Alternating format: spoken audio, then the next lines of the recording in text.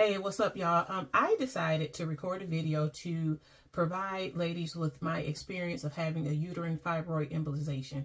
My reason for doing that is because when I had that done and when I was going through my journey of being iron deficient, it wasn't a whole lot of information out there other than hysterectomy. And so when I found the few videos I did, it really helped me. And so thank you to those ladies.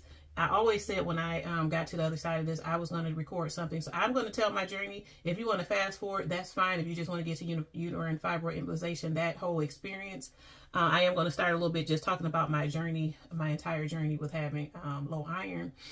So ultimately, what led me to discovering that I hated my job. So I was really stressed and down and depressed about my job. That led me to requesting a leave of absence.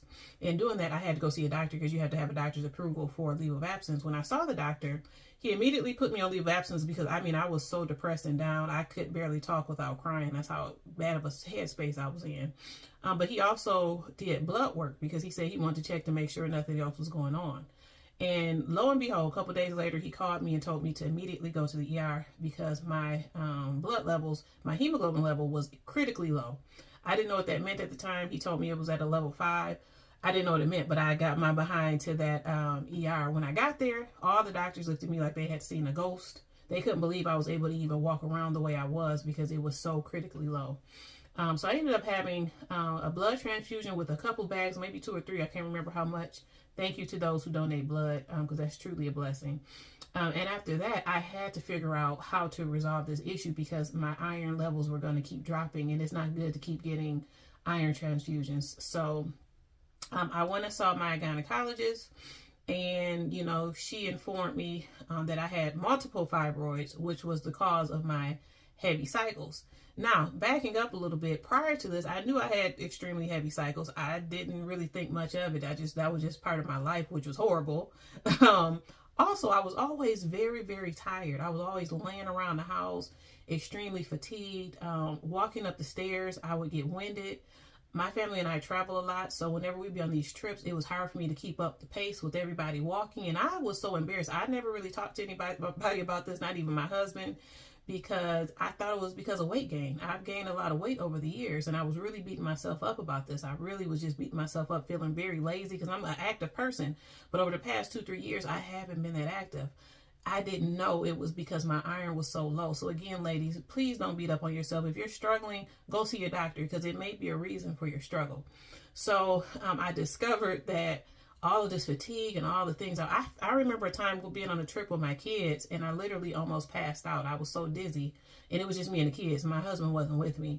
Looking back at that, that is such a scary moment because I was critically ill and I didn't know it. So my gynecologist ended up informing me that I had multiple fibroids, so we had to get that resolved. Thank God I had that wonderful doctor because she didn't just jump straight to a hysterectomy. In fact, she told me that should be the last decision I come to. She provided me with a list of different options that I could possibly try prior to hysterectomy.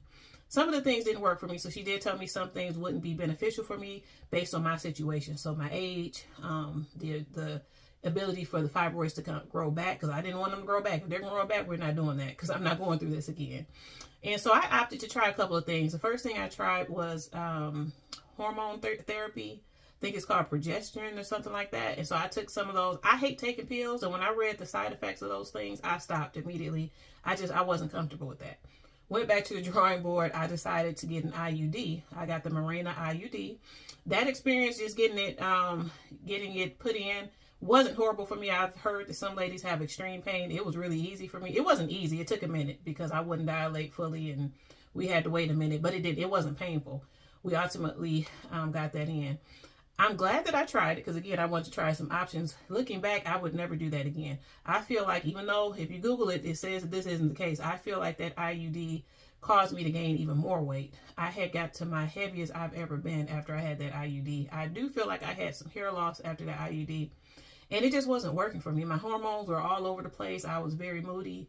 And my body rejected it. So it actually didn't even stay in. Thank God, because I was going to have it removed. At that point, I was just so sad about it and so down. I told her, let's just schedule the hysterectomy. So my doctor scheduled me to meet with, because she didn't do this particular type of hysterectomy. that I needed. It was like a robotic, I don't know what it was, but she didn't do it. So I had to go see a specialist. And when I saw him, he again reminded me of some other options. And so he mentioned a uterine fibroid embolization.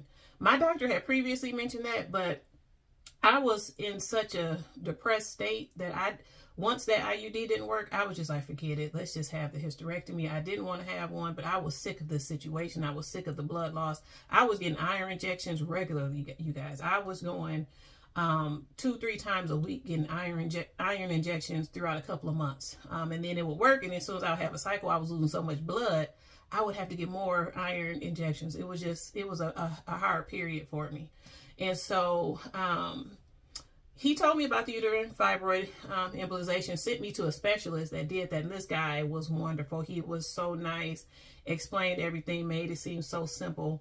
Now, he did tell me you do have to qualify for that. He thought, based on what I was saying, he figured I probably would, but I still had to get an MRI. So you do have to get an MRI to be approved for a UFE, because they want to ensure that it's going to be successful. They don't want the fibroids to grow back. They don't want it to be any issue. And so depending on where your fibroids are, you may or may not qualify. Well, I had the MRI done. It was my first time in the MRI machine. It wasn't that bad. Again, people build this stuff up. For some people, if you're claustrophobic, I can see how that might be bad, but the MRI didn't bother me. Had that done, saw that I was a great candidate for it. So we scheduled the UFE.